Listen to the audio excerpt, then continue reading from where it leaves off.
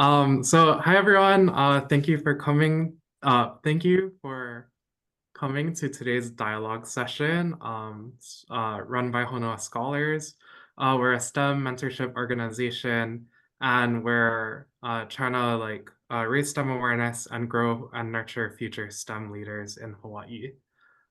So today we have Dr. Nathan Nakatsuka, who uh, is talking to us this evening. So Nathan Nakatsuka was born and raised in Honolulu. He graduated from Kamehameha School's Kapalama in 2008, then attended Harvard, earning a bachelor's in chemical and physical biology.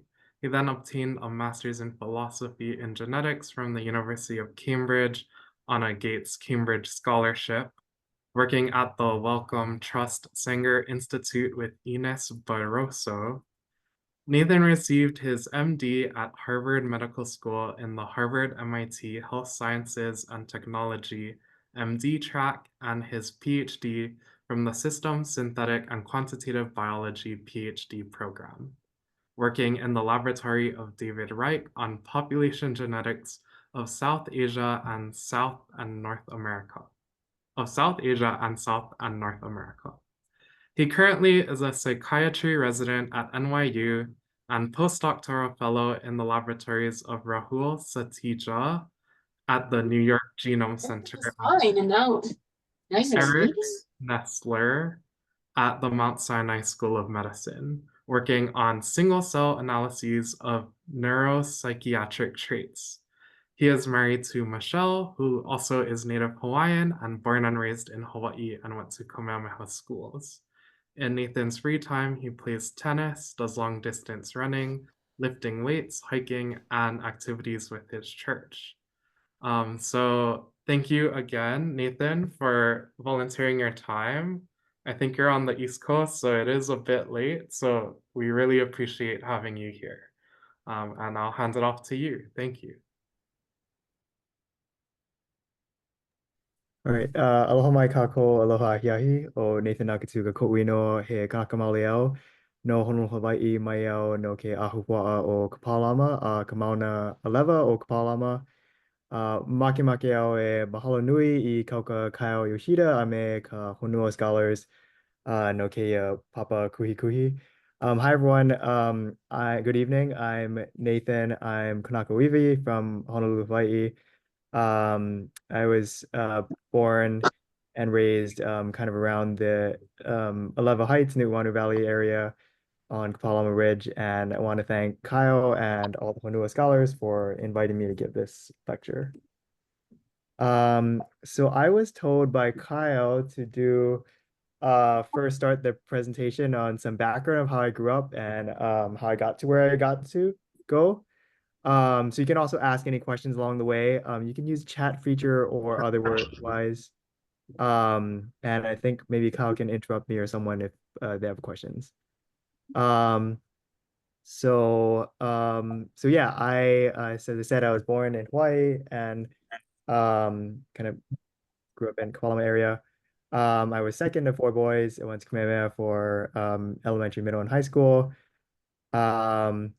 And as part of this presentation, I kind of talked about a bit about my research journey. So I did a lot of research in summer programs in Hawaii and elsewhere, and then kind of studied biophysics, et cetera, and did research in genetics and in metabolism. And then I switched to other fields in medical school. So in medical school, you start for an MD PhD, you start with the med school portion, the first 2 years of med school, and then you do some research rotations to figure out what PhD lab you go to. And then afterwards, I did my PhD studying India, Native Americans, and other groups using population genetics. And then I finished medical school and I decided to go into psychiatry and then kind of did psychiatry residency and kind of now am in New York. And then there's a question about kind of my family. Can talk a bit about them. So my parents are my dad was from Kauai and my mom was from Oahu, like Honolulu area. So they were kind of born in that area and raised me there. And so my older brother went to Kamehameha first, and then I eventually got in fourth grade and went there. My younger siblings are one is in Hawaii right now. He used to do now he's kind of a linguist. He used to do teaching in um kind of a Hawaiian immersion school. My other sibling is in Wisconsin doing electronic health records, and my older brother's in Utah doing ophthalmology. And then my parents are in the medical field, so I kind of got into medicine early. But yeah, if there's anything else specific, you can ask me about. But yeah, that's kind of some gist of it. Um, yeah. So so in terms of career-wise, eventually I hope to come back to Hawaii, running a research lab in psychiatric traits and psychiatric genetics and studying addiction, rodent models, and other things related to addiction and psychiatric traits in general. Doing some clinical work on the side as well as running the research lab, and hopefully a lot of engagement with Native Hawaiians and other groups regarding psychiatry and psychiatric disease, and then hopefully also training a lot of younger scientists as well. So one thing we're supposed to share about, I think, is a bit about like different career opportunities that are available in medical school and PhD. There's a lot of different things you can do with an MD PhD, which I'll talk a bit about as I get into my presentation, but I'll just start here a bit with a bit about what you can do in terms of clinical work as well as research work. So in terms of clinical work, you can psychiatry, I'll talk about a lot of psychiatric diseases. And psychiatric diseases, you take care of a lot of patients providing medications as well as psychotherapy and trying to other sort of ways of treating mental health. And then research-wise, you can do either basic science research, you can do clinical research, or other things trying to look at understanding psychiatric traits or understanding various things. Or you could also study how you can develop new drugs for these drugs or treatments in general for these conditions and how you can study them in general. Other things people do, consulting or administration of different places and healthcare policy and public health that can really help people with mental health or other fields of medicine. People also do book writing in terms of trying to get the public to understand medicine or science or culture and impacting the public that way. So that's just a bit about kind of my career journey and other sort of opportunities that are available on this career journey. And you can ask questions about that either at the end of the presentation or later. Yeah, so I'm first going to give some background on psychiatric diseases. So there's a lot of different types of psychiatric diseases. So one thing people think about a lot is what people might have heard of is schizophrenia. Schizophrenia, you might see people who have delusions or kind of yelling out different things or hallucinations where they think they're hearing something. Sometimes people with schizophrenia can have very low motivation to do things, and oftentimes they're sleeping or have difficulty with getting enough motivation to clean themselves or other things. But this is a very complex disease that has really negative side effects. As you can see, lots of people who are homeless have schizophrenia. This is an example of a disease that is, the mechanism's not really well known. The treatments are not too bad, but they have a lot of side effects, and there needs to be better treatments. But this is an example of kind of a psychiatric disease that a lot of people think about and a lot of things that needs a lot more study. So in terms of other psychiatric diseases, you can think about PTSD, where a lot of times if you have a very traumatic event, either military or war or sexual abuse or other sort of things, you can have these intrusive thoughts where you're thinking about the event, thinking about just avoiding things that cause you to think about the event, or not being able to sleep because you're very up on edge about thinking about the event. And this can cause depression as well. But PTSD has been studied a lot, and there's some understanding of the mechanism, but and there's new medications for them and new psychotherapy for them. But it's another thing where there a lot more needs to be studied in terms of how to treat this. You can also think about things like Alzheimer's disease, Parkinson's disease, where Alzheimer's, you're losing your memory and losing your cognition. Parkinson's disease, you're not able to walk as well, or not, and you have tremors, difficulty talking sometimes. And these things have treatments, but not very good treatments. Parkinson's has better treatments than Alzheimer's, but they still, even though we know the mechanisms reasonably well, we don't have really good ways of preventing them or treating them once they happen. Addiction is one thing that is in large numbers of places. And this can involve just desire to continue to use a substance or engage in behavior continually, even if it's very harmful to the person or to their family or to other people. And the mechanisms underlying addiction are not super well known, but and there also needs to be much better treatments for addiction, for preventing people from being addicted in the first place, and also treating people once they are addicted. So one thing that I was kind of alluding to is that many very basic psychiatric diseases don't really have a clear neurobiological mechanism. So for example, autism, many people might know of people who have autism where you might have very limited range of interests, or difficulty speaking, or difficulty understanding the emotions of others. And this is the reason this happens is not very clear. There's some hypotheses, but there's not a super clear understanding of this.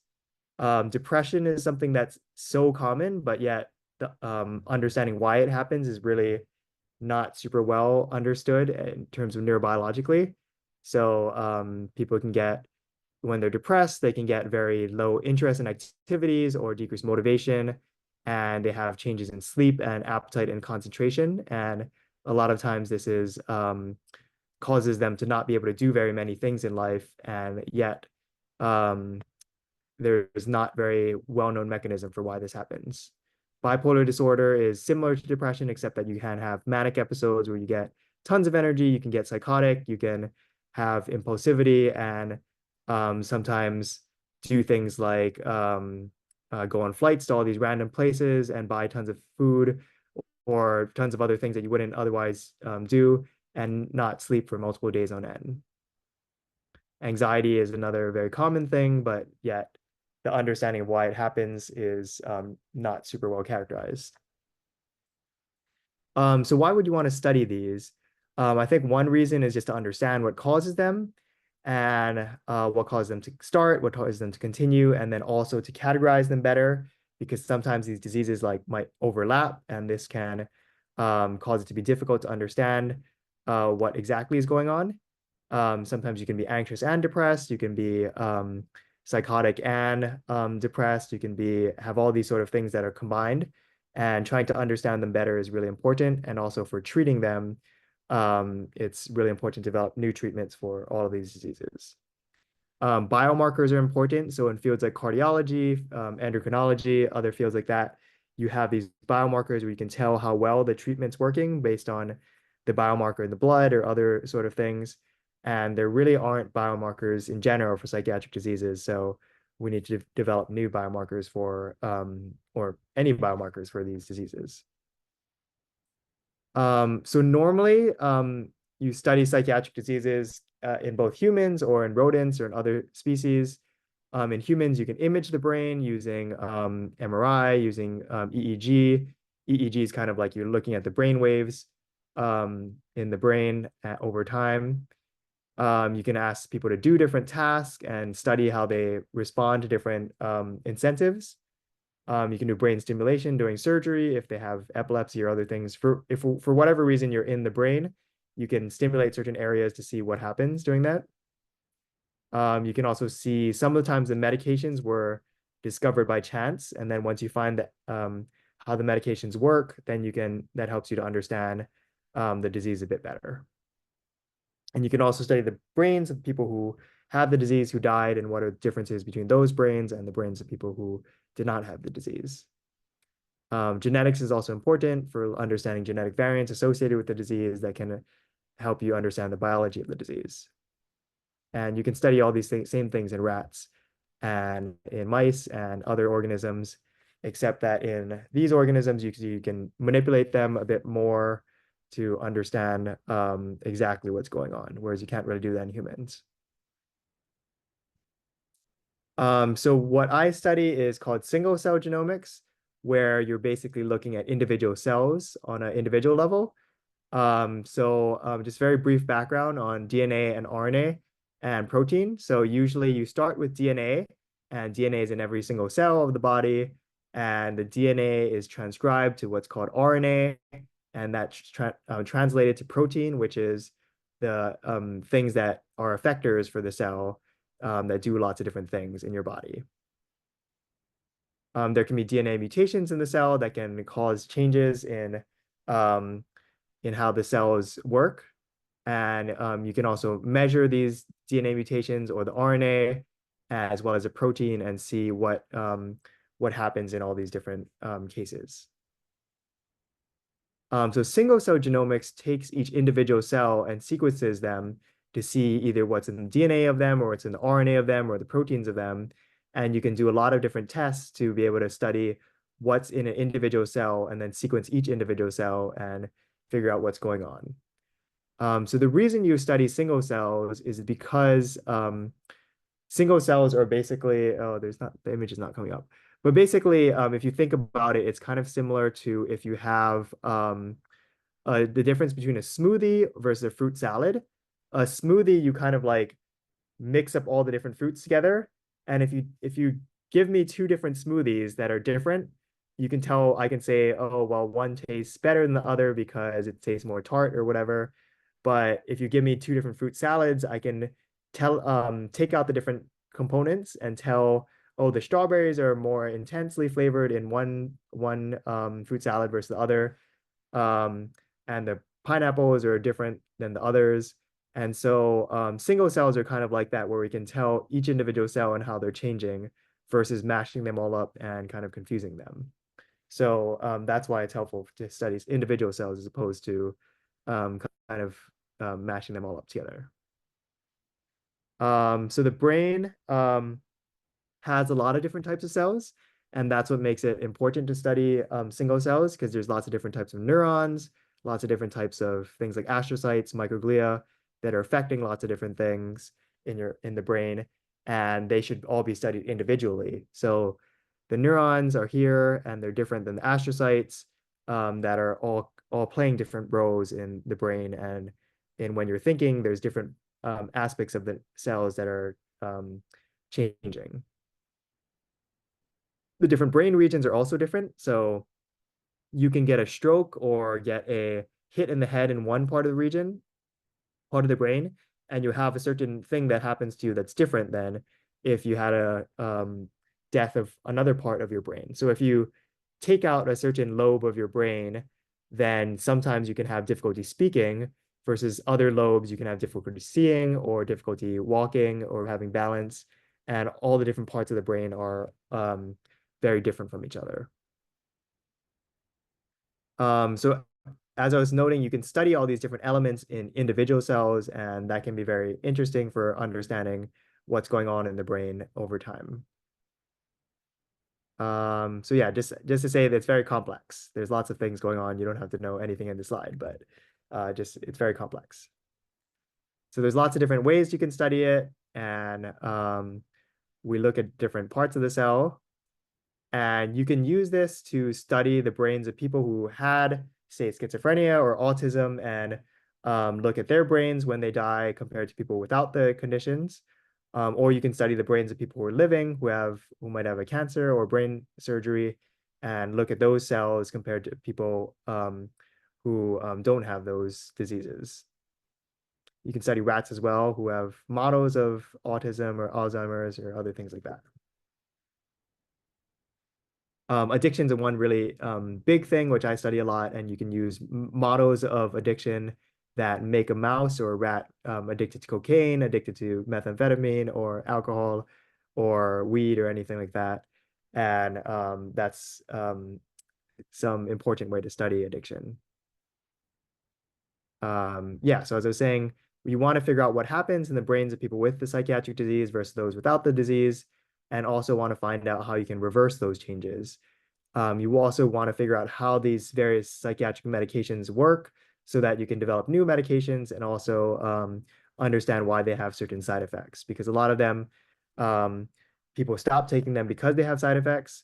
For example, people with schizophrenia, lots of times they stop taking their psychiatric medications because of various reasons. And this can cause them to go back into psychosis and then be back at homeless or have other sort of issues. So understanding the medications better is really important. So in summary, basically, you can use these different methods to discover new cell types or to study cell type specific changes that happen in disease or development. And these single cell methods can allow us to understand the changes that happen in brain disease in humans or in rodents. Addiction is something that involves cravings in certain regions of the brain that can cause a memory of the substance or something else that causes you to really want it again. And we need more research to understand these diseases, including addiction, to discover new therapeutics. All right. Yeah, mahalo. This is the end. I can take any questions now. Thank you. That's great. Yeah, if people have questions, they can just go out and ask. We'll give Nathan a hand. And yeah, you can write questions in the chat or unmute and ask. And is there any to start off? If not, I do have a question. So I'm not sure how appropriate this is. You don't have to answer it, but I was wondering, I guess there's all these genomic things going on, and I know that Harvard has worked on some things with CRISPR. I was wondering, like, is there anything going on with like gene editing for any of these conditions? Just curious. So there's a few difficulties with gene editing in the brain. One, the cells aren't as there's gene editing in a bone marrow for like sickle cell disease or other things like that, or is easier in one sense because you just have to edit the stem cell and you put it in and then it'll produce more and more cells that are the same of that, which has advantages and disadvantages. The advantage of that is that you can just do one edit into the stem cells, you throw them back in and they'll produce lots of them, like lots of new cells that don't have sickle cell or something. The issue with it is that if you produce some mutation that causes cancer, then it'll just replicate the cancer. And the brain doesn't have the same sort of replicative capacity, except in the hippocampus and a few other areas. But the other thing is that CRISPR in the brain is hard because getting it past the blood-brain barrier is also hard. But there has been a little work to be done for CRISPR with regards to Huntington's disease, possibly spinal muscular atrophy, but that is not really mostly in the brain. It's more in the spinal cord. And I think possibly some things with neurofibromatosis and tuberous sclerosis, but those are not well advanced. So yes, there are things going on, but it's very difficult, and I don't see anything immediately on the horizon that's going to be in the brain editing things that will cause a clear difference versus like sickle cell and cystic fibrosis are much further advanced in those, beta thalassemia, etc. Cool. Very interesting. I do have another question. Oh, Mr. Tate, do you have a question? Yeah. Thank you guys. Mahalo. It's so great to see you again. Just a quick question for you, and I know this is probably an easy one for him, but I'm just curious about early detection. As we get older and our parents and grandparents get older, early detection for either Alzheimer's or dementia-related, mental issues is so critical.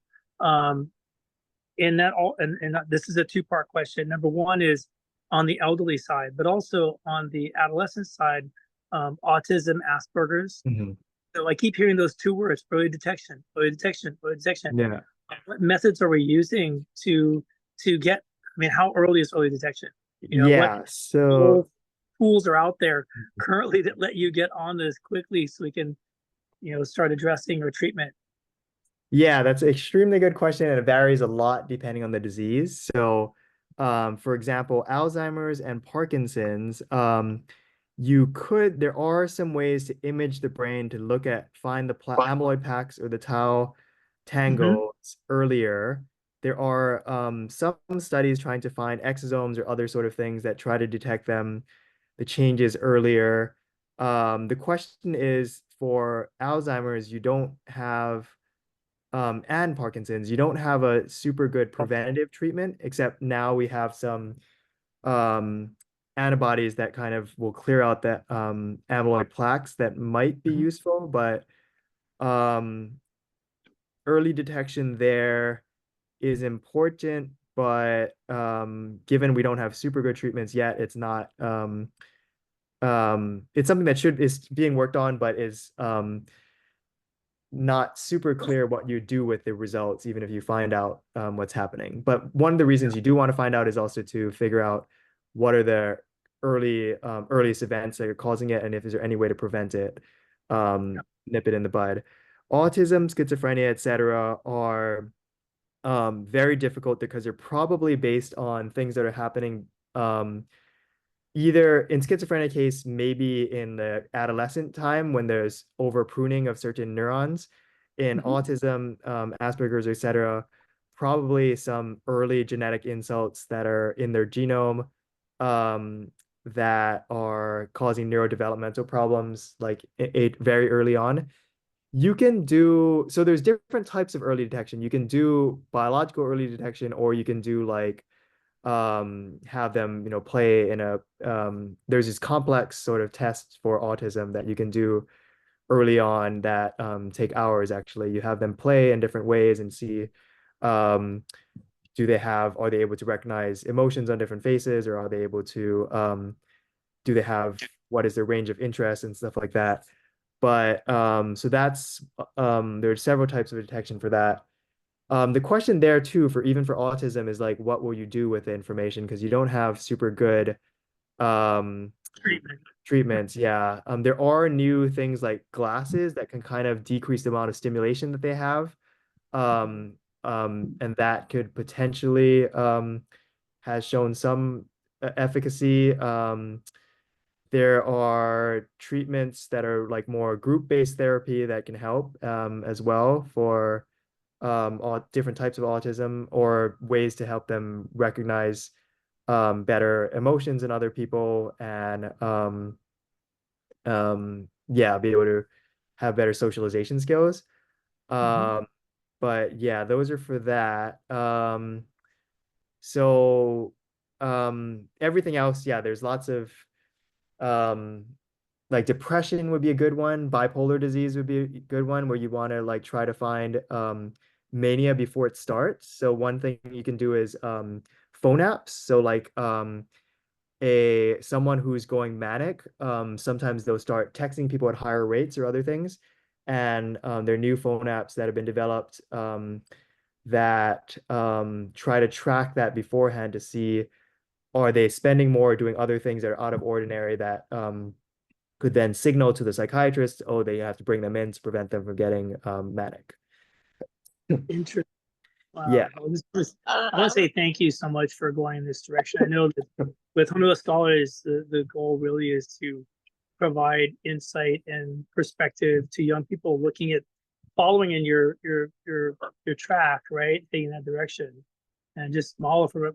Why, just the last question I'll ask is, why psychiatry? There's so many options right now, and many needs. But I'm just curious on your end, like why'd you choose this field? Like why is psychiatry such a Yeah. tough field?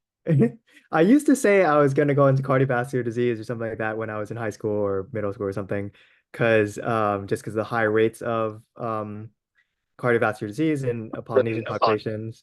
Um, Psychiatry is interesting from lots of different reasons. One, it's interesting biologically, but also it's interesting culturally, and it is kind of the underlying thing for lots of different problems. So in terms of um, people's past traumas or depression can cause them to overeat or cause them to do other things that cause them to have the cardiovascular diseases. There's also it's important to have different ways to address these things from cultural lenses that Hawaiian practices are really important for mental health and healing from depression, anxiety, from PTSD, from addiction. Lots of sort of Hawaiian methods are really helpful for that. So I think that was one of the reasons. It's kind of a broad field that gives you a lot of ways to look at the problems, and there's lots of research that the field basically has lots of things that are very wide open versus in, say, cardiology or something, a lot more has already been discovered. Yeah.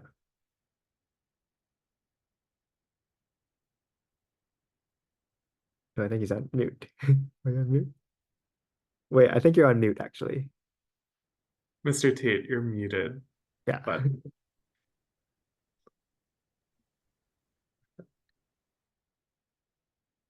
Oh wait, I think you're still. There he goes. Sorry for the long question. Thank you so Yeah. much. The work you're doing and that you guys are on this call, other young people looking at this field doing is really inspiring us as older researchers that there is hope, right? We feel like we work, and then we don't have treatments, or we have the beginning of treatments, but we rely on you guys to take what has been done and maybe look at it from a different set of eyes and perspective. But just thank you so much. Can't say how grateful I am for you guys, and you guys are on the call again, also looking at careers in this field, or in these areas. You give us all hope. Thank you. Yeah, thank you.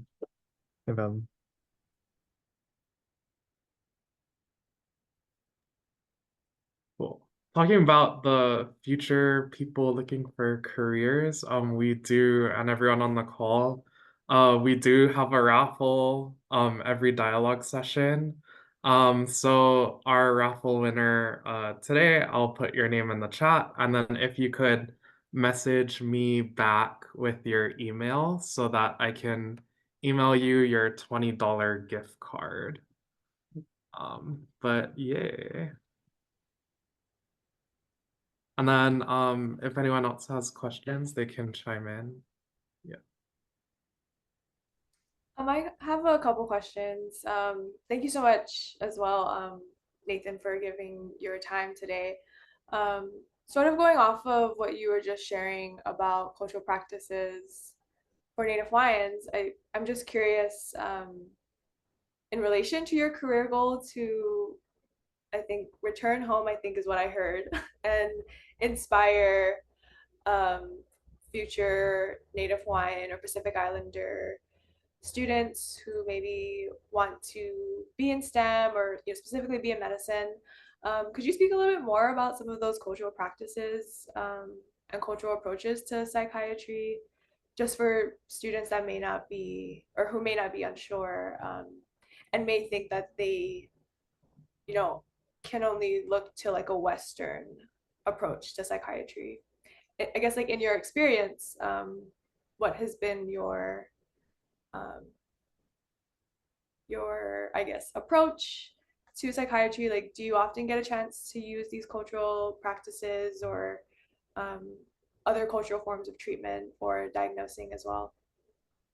Yeah, I think so Western psychiatry is a bit interesting because it's so a lot of it's focused on like the one-on-one sort of conversation with the person, which obviously the person's not in their normal habitat, and that doesn't um there are a lot of things that are missing in that sort of motto.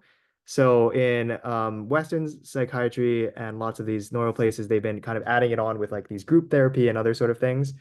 Um, but I think with a lot of different groups in general, having culturally specific psychiatry is really important. So obviously in a urban setting with where you have lots of different types of cultures, it might be difficult. But with the in Hawaii, it might be easier to do a lot of these sort of things where you can have things like kind of practices of Ho'oponopono or other sort of things where you might have like talking circle to address different issues that are going on in someone's life that are underlying their depression or anxiety. Um, Having ways of relieving stress through either massage or through physical means. There are already studies on this in terms of physical activity and depression and anxiety, and that having just as strong effect sizes, if not stronger than SSRIs, which are kind of what a lot of people use for depression. Um, and so different cultures, like a lot of the Native American cultures have things like sweat lodges or powwows or other similar sort of talking circles where they're addressing their problems and other things um, in in kind of community that really helps their mental health. Um, there are more complex relationships with culture um, that are partially in Hawaiian culture, but stronger in some other cultures. But so something like Hawaiians don't really, to my knowledge, have this where it's like someone who has epilepsy or something like that might be a shaman or something like that if they have seizures or something. But so um, or other things like certain ways in which psychosis can kind of be incorporated into the culture um, in, being treated in some way, but also being used in different ways. That can be complex ethically and culturally, but kind of just depends on the culture. Um, so yeah, all that to say, I think there's a lot of things that can be studied in different ways. So you can study it just from like um, cultural practice and their effect on people's mental health in terms of different metrics of their flourishing in society and in their communities. You can also think about how different practices help brain activity in fMRIs or their neuroeconomic sort of tests. It's very hard to model it in like a rat or a mouse, but you can do um, other sort of human tests that can maybe assess biologically what's going on as well.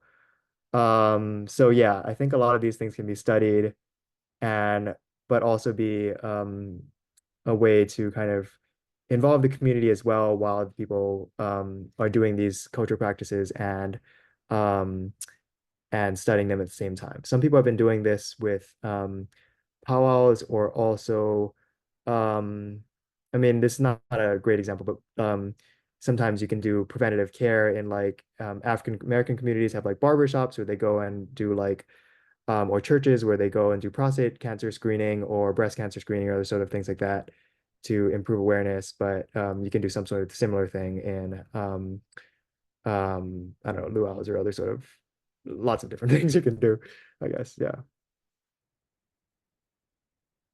Thanks. Yeah, I think as you were talking, it just like something that came to mind too is like in Native Hawaiian culture, just thinking about like the practice of kilo, right? Just like Right. observing. And I think normally, or at least in like in a STEM context, I think people often use that to observe like the natural world around us, like the clouds, wind patterns. But I also think like just in hearing you say like cultural practices and norms of like noticing someone may be doing something that doesn't fit within their everyday Mhm. patterns or practices that like it sounds like maybe kilo could also apply in this sense like Yeah.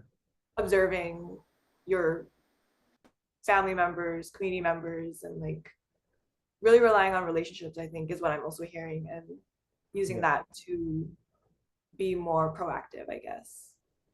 Yeah, and there's probably a lot actually to do with weather patterns as well. There's sort of I guess in Hawaiian culture, a lot of times you have tracking the moon cycles and other sort of things like that that can be relevant as well. Yeah, psychiatrically.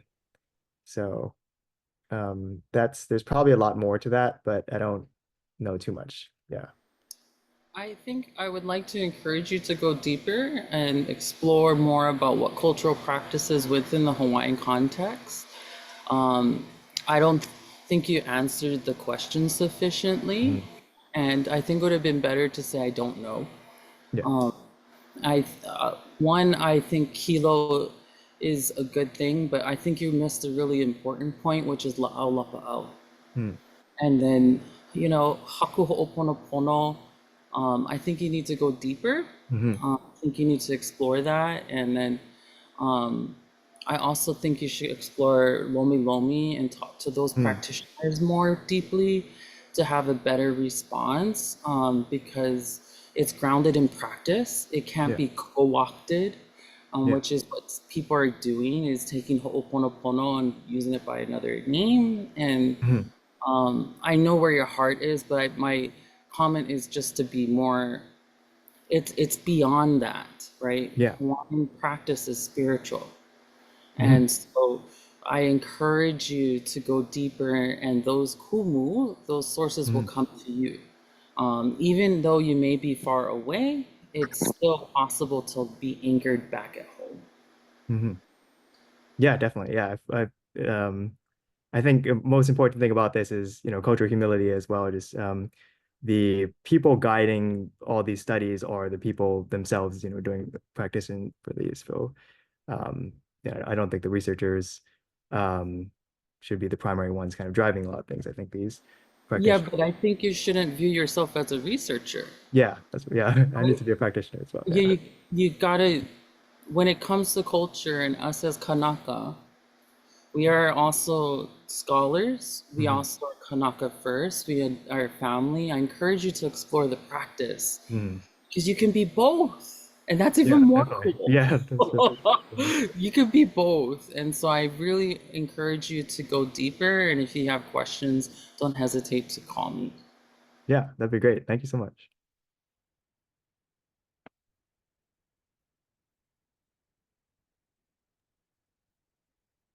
Awesome. Thank you.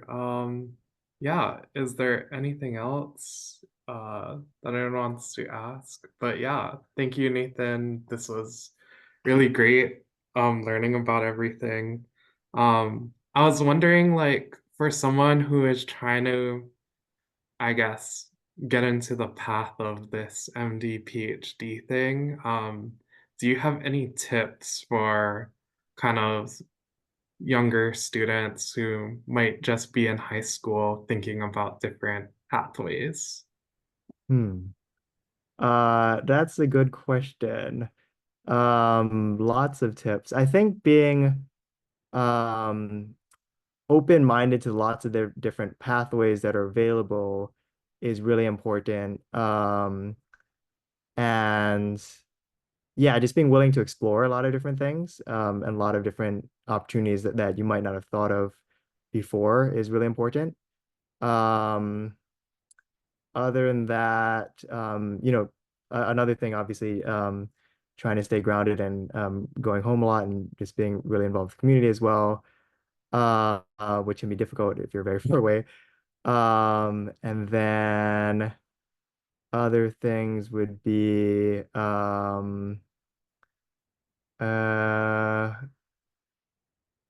yeah, I think just being curious, willing to curious about lots of different pathways, and yeah. Nice. Thank you. Yeah. Hey, Kyle, one quick question for you guys to go.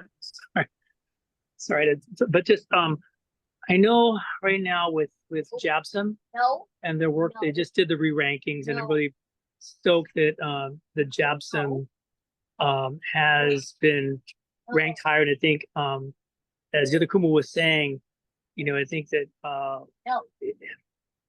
he brought up like Ho'oponopono and other approaches that I think that we need to definitely be more involved in and more aware of, and maybe share more with the community here. Is there opportunities for Nathan to come here and speak possibly at the EME program at Jobson? Is that something you'd be interested in doing, Nathan? Yeah, speak and also learn from lots of people would be great. But yeah. Yeah, so I think that's, I'm just saying, like, it's a being a Hawaiian person and growing up here, but then being in the Western biotech sector was always a struggle. It still is. But I think we have to work toward greater understanding of both parts and respect for where we come from, and not just Indigenous people and Native Hawaiians, but all Indigenous people. So I think the route you've taken is definitely not an easy one, but it's exciting because you have the opportunity to, from a research, not just an MD, but from a PhD research and medical person, to engage the community as a role model, communicate with younger folks, help them see career paths, but also through your actions and who you are and where you come from, to be that person that these younger people, let's call them kids, sorry, these younger people, these Helmonit need to look to for our future.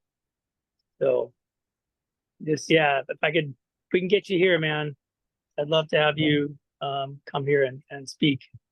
I think, I don't know if Dr. Suzuki's on the line too. Yeah, I jumped in, sorry, about 5 minutes ago, but sorry I'm late, and thank you, Nathan. I caught a little bit of what you were talking about, but I think your role as definitely, like, when I look at, I'm a psychiatrist, sorry, adult and geriatric psychiatrist, and I Jobson grad, and I do telehealth now since COVID, but when I think about, I had some classmates who did the MD PhD track and actually left Jobson, came back, and some of my faculty are MD PhDs, but I think you're in a very unique position from a teaching standpoint because there are not many of you as much as, say, the MDs or the straight PhDs. So definitely use your position strategically to